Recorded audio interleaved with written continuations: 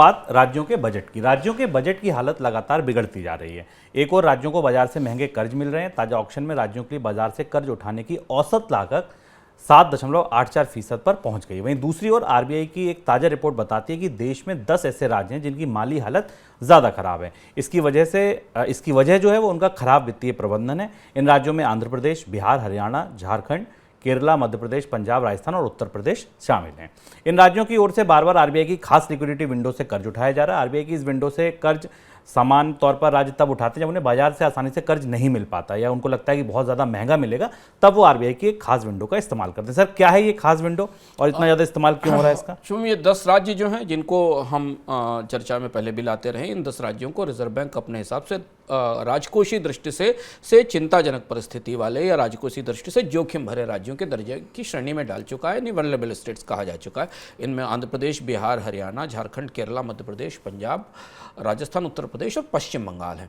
अब यहाँ एक दूसरी चीज़ हो रही है जो महत्वपूर्ण है और जिसलिए इस खबर को हमने आज मनी सेंट्रल में शामिल किया।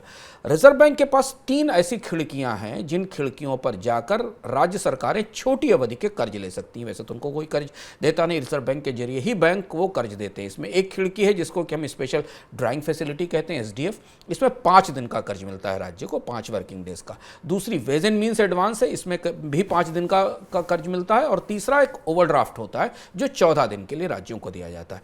इन राज्यों का जिनका जिक्र शुभम ने भी खबर में किया, इन राज्यों ने बार बार रिजर्व बैंक की इन खिड़कियों पर जाकर दस्तक दी और इनसे पैसा उठाया। ये 2 चीजें महत्वपूर्ण रूप से बताती है।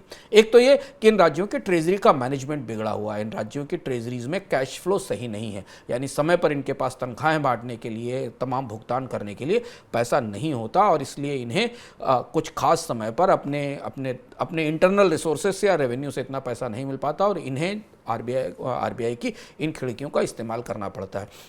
इन खिड़कियों का या इन रास्तों का बार बार इस्तेमाल बताता है कि किसी राज्य सरकार की माली हालत दिनों दिन लड़खड़ा रही है और उसे ज़्यादा बार ऐसे शॉर्ट टर्म कर्ज लेने पड़ रहे हैं। दूसरी और महत्वपूर्ण बात यह कि ये भी बताती है कि वो राज्य सरकार लंबे समय के कर्ज लेने के लिए बाजार में दिक्कत महसूस कर रही है। उसे बाजार में लॉन्ग टर्म के कर्ज नहीं मिल रहे हैं। ये दूसरा पहलू है। और जैसे जैसे वेज एंड मीन्स एडवांस बढ़ते जाते हैं, राज्य सरकारों की बैलेंस शीट पर, उनकी साख पर दबाव बढ़ता जाता है।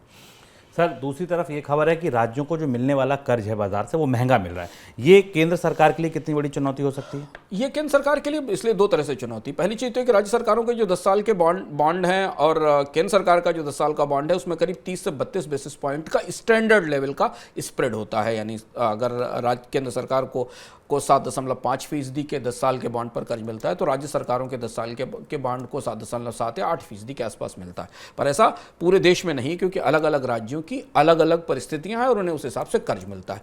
अब राज्य सरकारों को कर्ज मिलने में दिक्कत हो रही है और इससे केंद्र सरकार पर इस बात के लिए दबाव रहेगा कि वो इस साल अपने कर्ज की मांग में और अपने राजकोषीय घाटे पर नियंत्रण करे, क्योंकि रिजर्व बैंक लगातार ब्याज दरों में बढ़ोतरी कर रहा है। केंद्र सरकार के लिए तो खैर अजीब स्थिति है ही। हम इस पर चर्चा कर चुके हैं कि भारत में केंद्र राज्य का सामूहिक राजकोषीय घाटा 90% के आसपास इस साल है 88-89% के आसपास है। अब जबकि ब्याज दरें और ज़्यादा बढ़ती जाएंगी, राज्य सरकारों के लिए वेज एंड मीन्स एडवांस की तरफ बढ़ना मजबूरी हो जाएगी, क्योंकि बैंक बाजार से उन्हें कर्ज उठाने में दिक्कत होगी। अभी हाल के जो आंकड़े हैं उसमें 20 साल का बॉन्ड का कर्ज पंजाब ने 7.7% पर उठाया है। केरला ने 400 करोड़ का 25 साल का कर्ज 7.7% पर उठाया है और ये 25 साल का कर्ज है और इसका वेट का जो टोटल 10 साल के का जो कर्ज इस समय राज्य सरकारें ले रही, उनका जो औसत एवरेज है, वेटेड एवरेज है, वो 7.8% के आसपास है।